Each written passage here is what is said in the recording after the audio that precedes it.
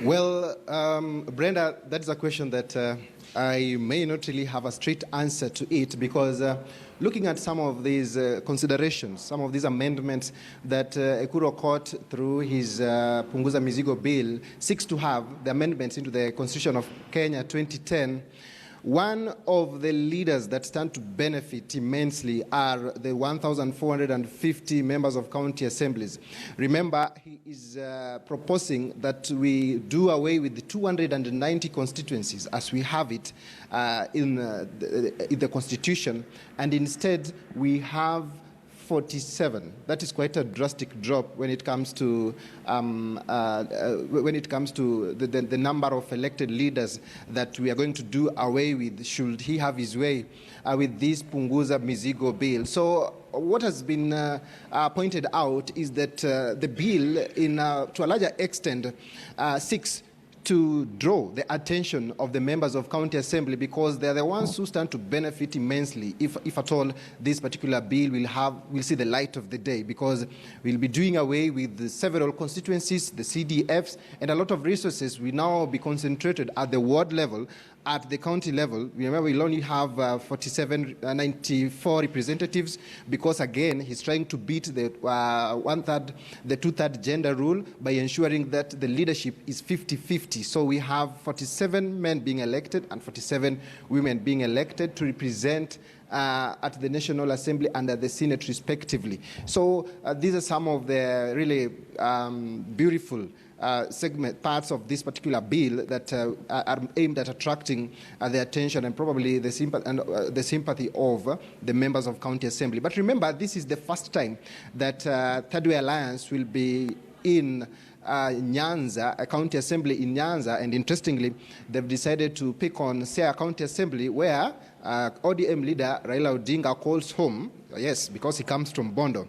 But let us look at some of these amendments and the justification that the Third Way Alliance has given so far. Before I go into some of these details, Brenda, it is important to note that one of the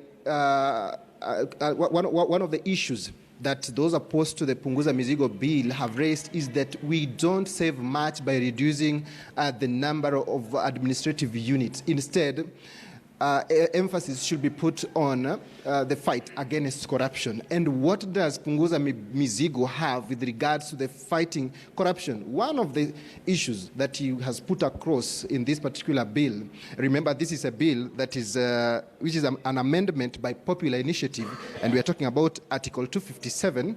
And one of the things that he has put forward is to ensure that we have got what we call a forensic department within the Office of the Auditor General. This forensic department will now look into, comb through some of these audit queries, and whoever is found culpable will not be allowed to sit in any elective office. That is one. Another thing is that anybody who is a public inquiry and audit reports point to them having embezzled public funds or engaged in one way or another in graft shall not be allowed to contest for any public office.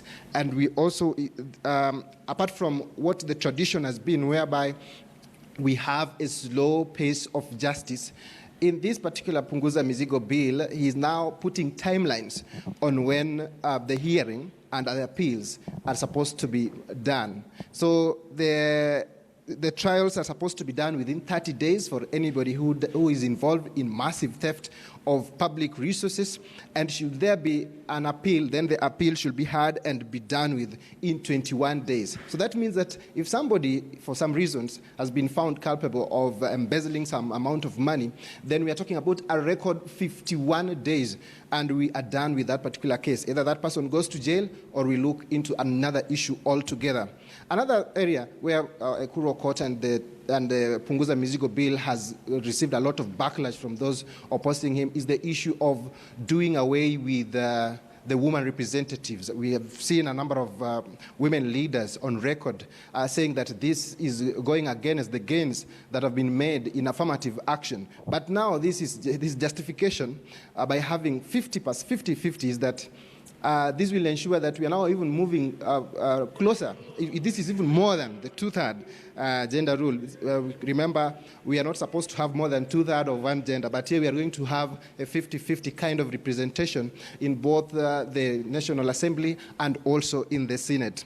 The bill also attempts to really give the Senate some bait of sorts by ensuring that it has got some veto powers over the National Assembly, meaning that what has been passed at the National Assembly can, the final say is at the Senate. That means that the Senate can either really decide not to support what has been passed at the National Assembly or give it or rather give it a green light, and then that particular bill will move straight to the President for assent from the Senate, that is, which is different from what we have right now, actually the opposite of what we have right now. Something else that is striking from this particular bill, and it's important to put it, is the demystification of presidency. According to Ekuru Court and the over 1 million Kenyans who appended their signatures in support of this bill, which of course the signatures were verified by the IEBC,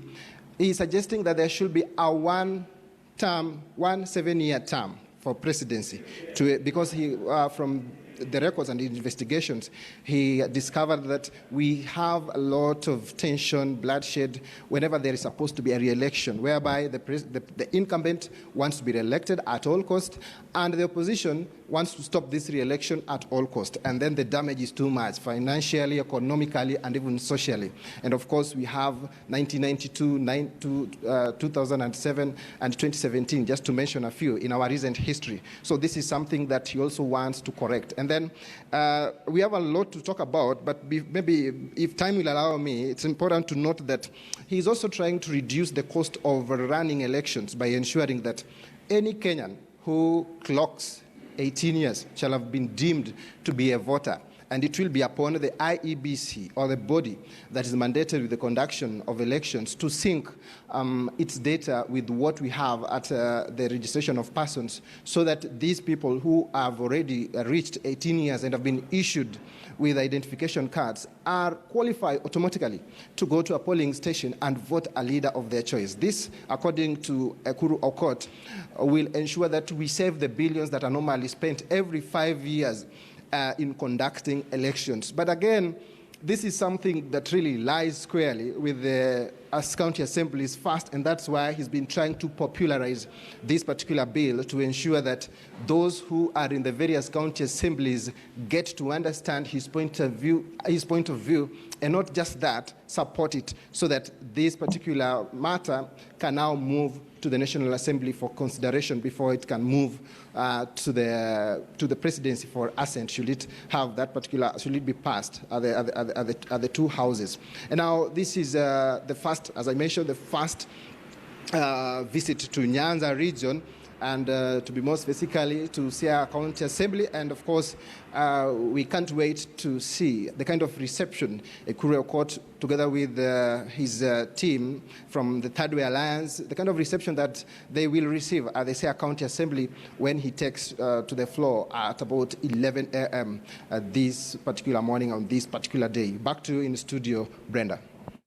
Thank you, Kevin Ogutu, for that detailed report. Of course, we know that right now you're heading to Siaya County.